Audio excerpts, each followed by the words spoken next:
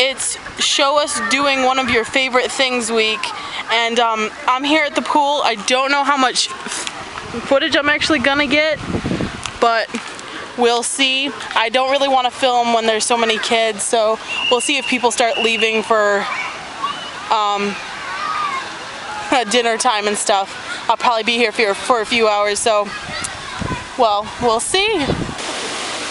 So here's the little slide. It just goes around the once, and the pool. And I forgot to bring my tripod, and it also would look really, really weird right now. And my dad's not here, so no one can film me swimming. But this has gotta be probably, especially during summer, my favorite thing to do. I'm gonna start off by explaining that starting this week we're gonna finish everybody's questions from last week and everything, but at the end of the week I'll have Brian ask a new question, and he will be the only one to ask a question, and then when it gets through everyone, the last person to answer, which should be hopefully Celine if she can get a video up, she answers the question, she'll ask a new one, and then goes on, then it'll be Rick, and then, you know, just keep going. So hopefully that gives us more time to answer questions and to show the fun stuff. Rick first, King Kong or Godzilla, and that's a hard because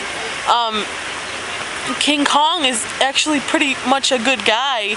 He's not really trying to be a bad guy, but he just kind of seems like a bad guy. But our family has a long-standing inside joke about Godzilla. But Godzilla is always bad, so I'm going with King Kong. And Brian, your question is so hard to, like, who is your hero? That is so hard for me to answer, but someone asked me the other day the most influential people in my life, and that I can answer because it's multiple people basically. And number one is my mom, of course. Number two is my best friend Sydney. Third person is my second and third grade teacher. Because of me, essentially, she decided she was going to teach 2 grades at the same time so she could have me again in 3rd grade. And she was awesome. She's the one that showed me how to love James and the Giant Peach. Fourth is my set of 3 6th grade teachers. They taught me how to motivate myself. Fifth is the entire science wing of teachers in my first high school. Well, in all my high schools, but my first high school was the most influential on me, particularly Mr. K, also known as Special K. Sixth was everyone I worked with at Camp Mission Meadows. Pretty much everyone equally, because, you know, it was my first work experience, and they were all just awesome friends. Seventh is Mrs. Fuller. She was my second high school's art teacher, and she was my homeroom teacher, and she was like everything. She helped me with so many things. She helped me be more organized and actually get my work done and everything, and I got to stay in her room every day after school because she loved me and I was awesome. Number 8 is Kyle Brock Geyser. He's an amazing person, friend and motivational tool. I worked with him at Mission Meadows, but I was able to call upon him when I was homeschooling myself, and he kept me motivated to finish all my work, even though I had no, other reason to do it.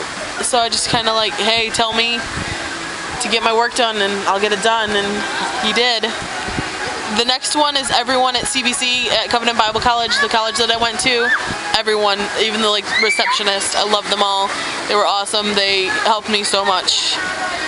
10 is Harvey, my friend, also his wife, and my baby, Jackson, but particularly Harvey because I met him at a time where we had just moved to North Carolina and I had to get a job and I didn't know anyone, and he kind of just like, we're gonna be friends, and that's all there is to it. And if he hadn't have done that at that time, I don't know what would have happened to me, what I would have done, what kind of person I would have become. So I owe a lot to him, I think. Lastly, many people that I've met on the internet, particularly YouTube and Daily Booth, including Brian and Rick and the whole rest of this collab channel, and just so many other people. They just feel like my extended family, and I love them all dearly. And now that I've talked for like 20 minutes, is that a good enough answer for you, Brian, or did you want it more specific? I'm gonna be the creeper filming kids swimming.